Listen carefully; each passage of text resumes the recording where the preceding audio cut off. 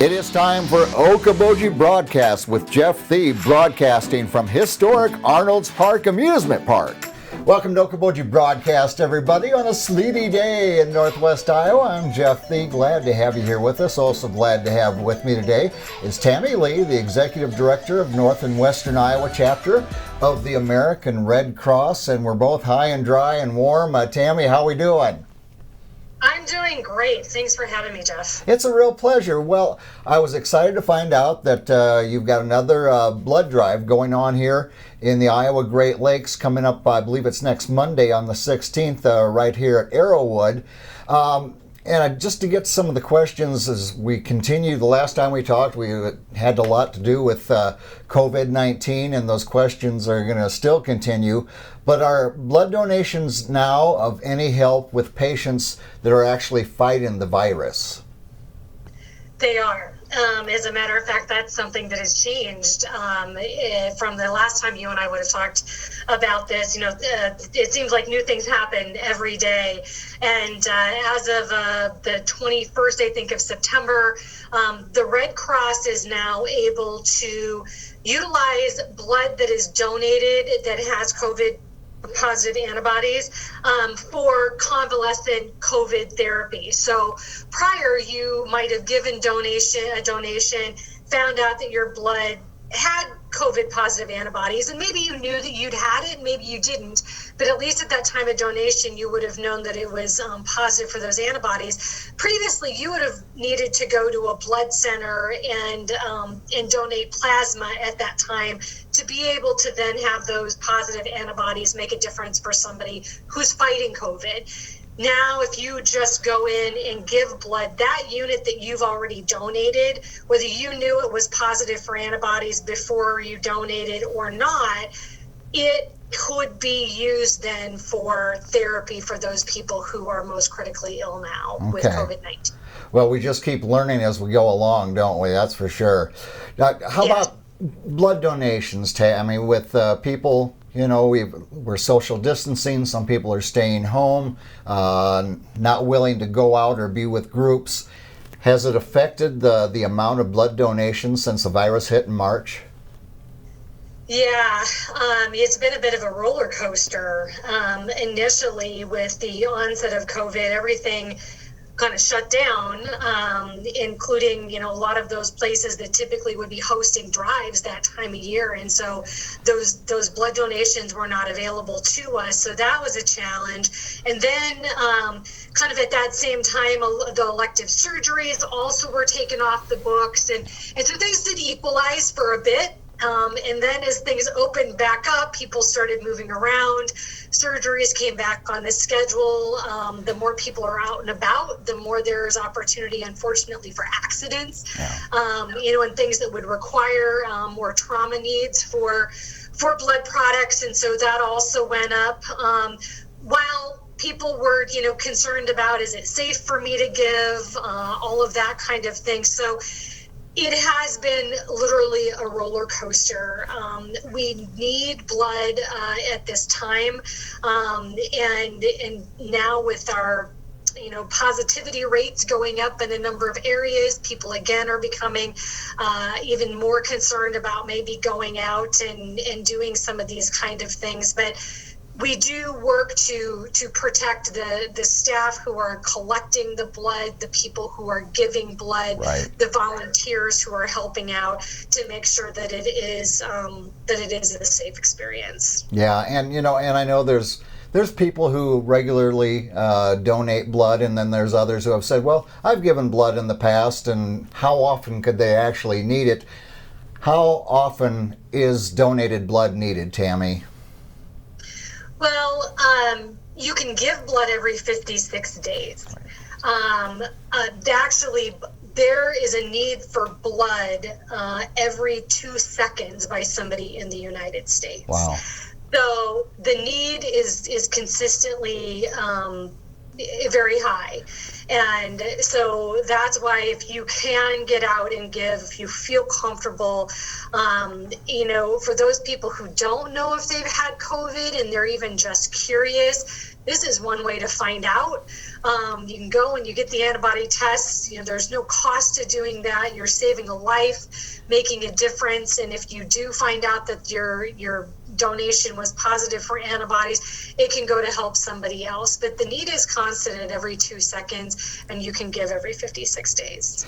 Yeah, and that is something I have heard more and more people that just want to find out whether they were non-symptomatic or whatever it may be, Tammy, that I would love to find out if maybe I had it along the way somewhere. And so through the blood donation, you can find that out. And like you said, it's free. Right. Even in my family, there was a running thing for a while. My husband was convinced we'd all had it.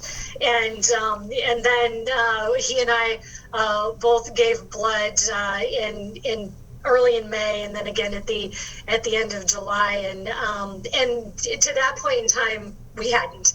Now we're both scheduled to give here again, and so we'll see whether or not it has been through our house. But it is it's interesting because you can kind of squelch some of those curiosities that you might have about what's even happened in your own life. Yeah, and as they talk about, this vaccine that hopefully is coming that's 90% effective, all this, the research that's done with antibodies and so forth, all that goes towards helping those that are suffering.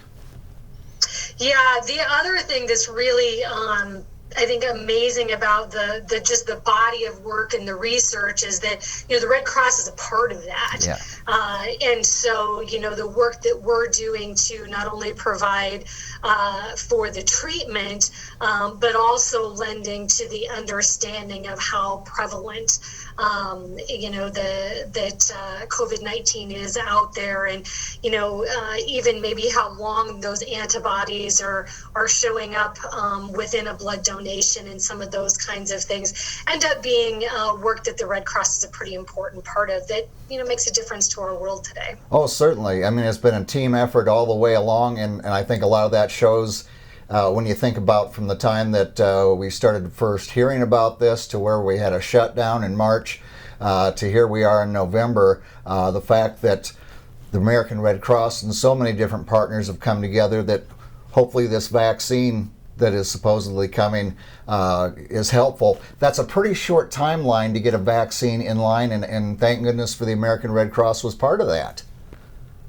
Yeah, it certainly seems like a pretty amazing work in a pretty short time frame, and we can only just be grateful that we're have been a part of the process of being able to provide some treatment, and hopefully this is something that it seems like we're talking about it and it'll be history sooner than later. But in the meantime, even without COVID-19, we're going to have that ongoing need for blood. You just don't know what's going to happen in your world. In my own family, we've had a couple of unplanned circumstances where whole blood was needed in an emergency situation, and we need to make sure that we have a safe and ready blood supply. I was just sharing with some folks earlier this week. I've been giving blood since I was 17. At the time that I started giving blood, I had no idea what it meant to have a safe and adequate blood supply. No idea. I knew that I got out of school, and it felt good. And you got a cookie and orange juice, yeah. That's right. And and now a few years later, I can look at that and realize how critical it is that people do give, and they get in the habit of giving, because if you can do that and do that on a routine basis, what an amazing gift to give. And I could give blood long before I could write a check. Right. And so some people are in a place where they can do both. If you're not in a place where, financially you can make a contribution, but you're healthy, you certainly can make a contribution by giving blood. Yeah, it's a gift that it may help someone you'll never meet in your life, or it may help someone immediately close to you as well. You talked about some of the precautions being taken at Arrowwood on Monday. What are some of those so people think, okay, I'm going to be safe if I go and give blood? Yeah, so masks are required. That's, just bottom line. Everybody needs to wear a mask. Yep. Social distancing is enforced. So, we make sure that we limit the number of people that we have, which means we do need to have people make appointments. And so they do need to go online to redcrossblood.org, make an appointment for the Arrowwood Resort and Conference Center on November 16th. Okay.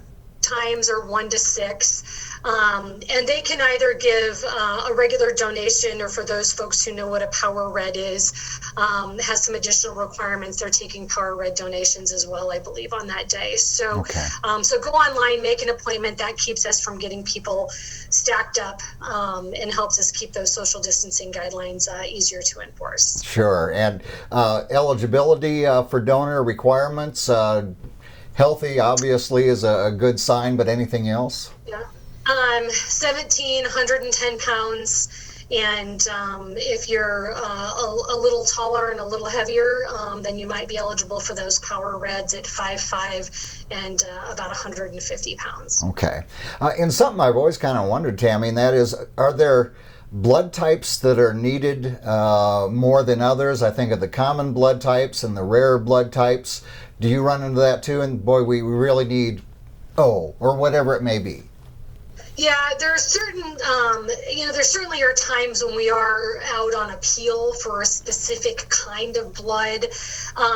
But generally, if you are eligible to give, you haven't given in the last 56 days, certainly go out and give. I happen to be an O negative donor, so a universal donor. So my blood type is most commonly always looked for because most anybody can get it. Right.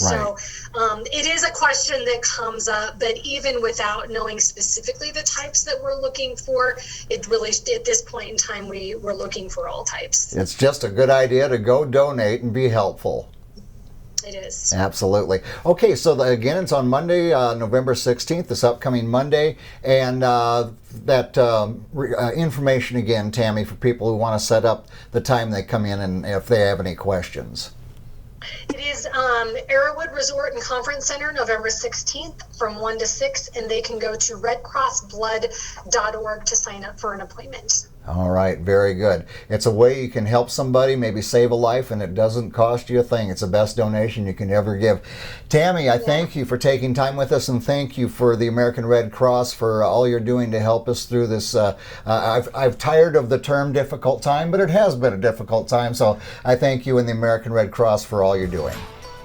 Thank you very much, Jeff. My pleasure indeed. Tammy Lee, the Executive Director of the North and Western Iowa chapter of the American Red Cross, has been my guest. We thank her for joining us. We thank you, as always, for watching us right here on Okoboji Broadcast.